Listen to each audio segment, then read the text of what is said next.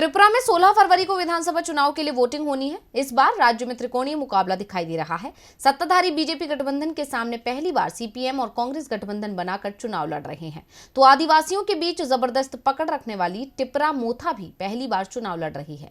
क्या है त्रिपुरा का चुनावी समीकरण, जिससे डरी हुई दिख रही है बीजेपी? देखिए ये रिपोर्ट। त्रिपुरा की 60 सदस्यीय विधानसभा चुनाव के लिए 16 फरवरी को वोटिंग होगी। 28,23,000 वोटर नई सरकार का चुनाव करेंगे। इसमें करीब 10 लाख मतदाता अनुसूचित जनजाति समुदाय से हैं।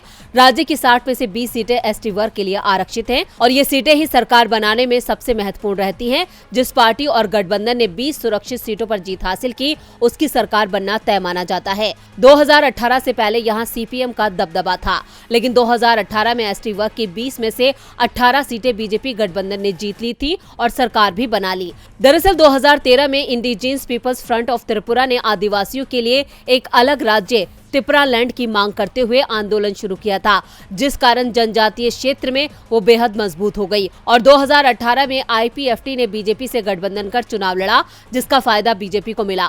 आईपीएफटी के भी 8 विधायक चुने गए, लेकिन सरकार बनने के बाद आईपीएफटी ने त्रिपुरा लैंड की मांग को ठंडे बस्ती में डाल दिया, जिससे नाराज उसके 3 विधायकों ने पार्टी छोड़ दी। इस बीच प्रद्युत किशोर माणिक्य देव वर्मा ने टिपरा मोथा का गठन किया और अलग राज्य ग्रेटर टिपरा लैंड की मांग तेज कर दी। इसका असर भी दिखाई दे रहा है। जहां 2018 में एनडीए को जीत मिली, वहां टिपरा मोथा मजबूत स्थिति में दिख रहा है। अप्रैल 2022 में जनजातीय क्षेत्र स्वायत्तता जिला परिषद के चुनाव में टिपरा मोथा ने 28 में से 18 सीटों पर जीत हासिल की थी और इस बार देव वर्मा ने 45 सीटों पर उम्मीदवार उतारने का ऐलान कर दिया है।